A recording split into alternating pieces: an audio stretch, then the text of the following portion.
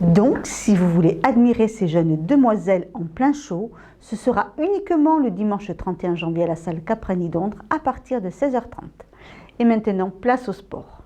L'Envolée de Dax, club de gymnastique émérite depuis 1972 et fort de ses 230 adhérents, organisait les demi-finales nationales du championnat individuel.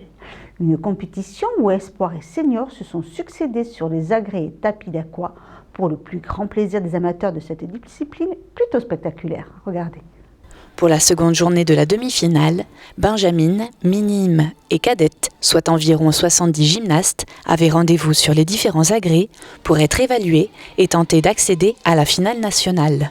Ce week-end, donc, on recevait les demi-finales de gymnastique mixte, c'est-à-dire féminine et masculine, sur la zone ouest.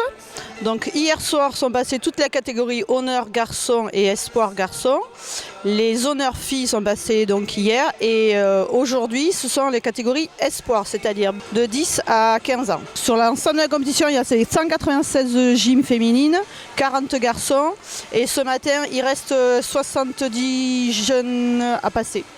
C'est les quotas habituels, donc après au niveau de la qualification, les quotas sont un petit peu en diminution puisqu'ils ont élevé le niveau de points demandé et que le niveau gymnique est de plus en plus difficile.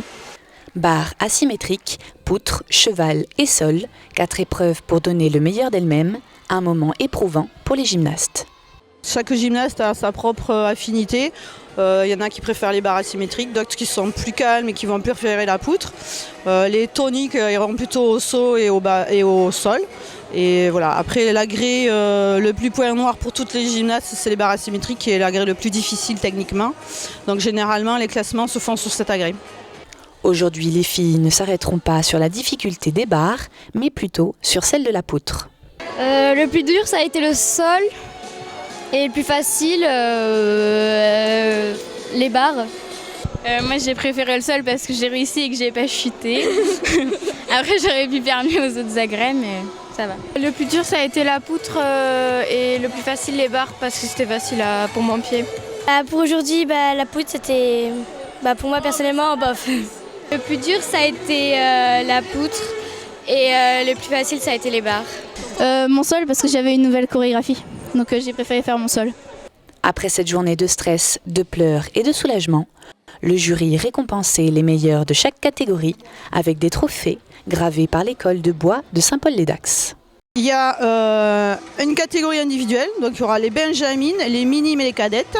Ensuite, il y aura un classement par équipe, catégorie espoir, donc c'est benjamines, minimes, cadettes mélangées. Et ensuite, il y a un classement sur les ligues, donc il y a la Ligue d'Aquitaine, Ligue Poitou-Charentes et Ligue Pays de Loire. Donc là, ils mettent leurs 6 meilleurs gymnastes de toute la ligue et il y a un classement par ligue.